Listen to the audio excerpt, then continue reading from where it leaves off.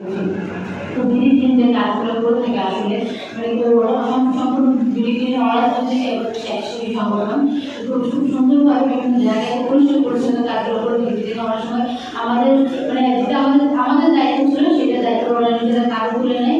অনেক সময় দেখা যাচ্ছে কোনো একটা কাজ করতে গিয়ে হচ্ছে ওরা সে প্রকারের সহযোগিতা পায় না। তারপরে হচ্ছে এই ব্যাপারগুলো সবসময় হাসি মুখে এই কাজগুলো করে যাচ্ছে।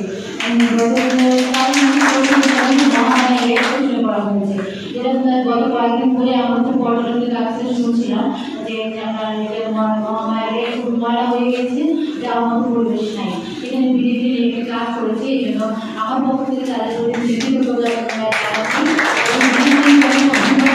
কাজ করতে পারে সেটা আমি ওনাদের প্রশাসনের দিক থেকে সব ধরনের সহযোগিতা করা হবে। তবে এটা ওনাদের এই সংগঠনের মাধ্যমে করাটাও ওনাদের কাজ ছিল না, এটা আমাদের সবার দায়িত্ব ছিল। একটা সংগঠন স্বেচ্ছাসেবী সংগঠন কিছু ছেলে মেয়ে তারা নিজেরা হচ্ছে পরিষ্কার পরিচ্ছন্ন আনন্দ থেকে ঢুকিয়ে দিচ্ছে, তারপর আমরা সংশোধন করছি না। আমরা খাবার খেয়ে প্লাস্টিকের বোতল বা চিপসের প্যাকেট প্লাস্টিক প্যাকেট আমরা যেখানে সেখানে ফেলে দিচ্ছি।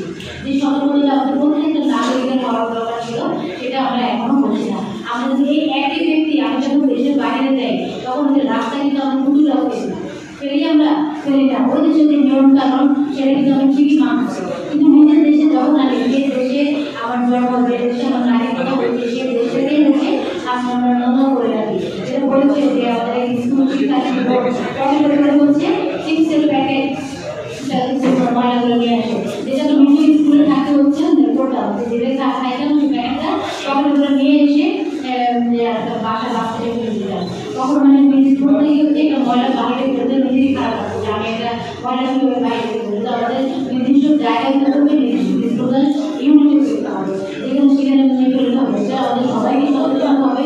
এখনো আমরা হচ্ছে রাস্তাঘাটে স্কুল ফেলি কলার পোশাক ফেলে দিই, কলাটাই গিয়ে কলার পোশাক ফেলে দিই। কলার পোশাকটা খুব ভয়ঙ্কর একটা জিনিস, যেহেতু যদি চিকিৎসা হয় তাহলে সেই মানুষের শারীরিকভাবে অনেক বড় সম্মুখীন হতে পারে। তো এই এইটা পরিষ্কার পরিচ্ছন্নতার জন্য যে একটা সংগঠন তৈরি হতে হবে সেটাই আমাদের দাবি হিসেবে কথা। যেটা আমাদের প্রত্যেকটা নাগরিকের দায়িত্ব ছিল যে কে থাকে নাগরিক বলতে গিয়ে একটা রাষ্ট্রের যে নাগরিক আমি নিজেরা বসবাস করি। যেমন বন্যার সময় আমাদের বিভিন্ন আশ্রয় রান্না করার খাবার দিলাম, পানি বোতল দিলাম, পরের জন্য আমাদের বন্যার পানি পড়ে দেওয়ার পরে আমরা সেগুলো বিভিন্ন খালে বিলে বিভিন্ন ডালা খাওয়া সেই প্লাস্টিকের বোতল বন্যার প্যাকেট দেখলাম ভয়াবহ অবস্থা। বিভিন্ন জায়গায় কিন্তু পরিবেশ শুরু করছে।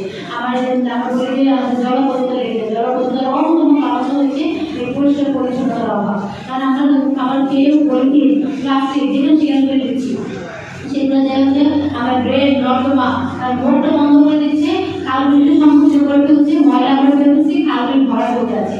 যদি সেগুলো আমরা পরিষ্কার রাখতে পারতাম তাহলে কিন্তু নির্গমন করতে সংকুচিত হতো না, যার কারণে অল্প বৃষ্টিতে আমাদের জলবদ্ধতা তৈরি হতো না।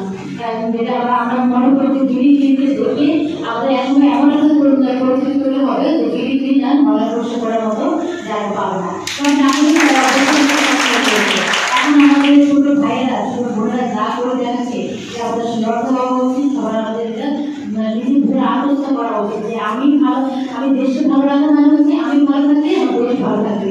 এই চেতনাটা সবার ভিতর থেকে আসতে হবে, দেশটাকে সবার অবস্থা থেকে ভালো থাকতে হবে। আমরা যদি বলি যে হ্যাঁ দেশকে তারা বড় বড় নীতিগুলো আমরা কি করবো, আমাদের স্কুল শিক্ষার্থী যে আছে তার অবস্থান থেকেও অনেক কিছু শিক্ষার আছে। সেই অভিজ্ঞতা তার যেটা আছে যেমন আমার কিন্তু ক্লাসরুমে মনে করবে না, তার একদম সহকারী এগিয়ে গেলে তার একটু কিছু তেমন করবে না, সেটা যদি সম্মান করবে।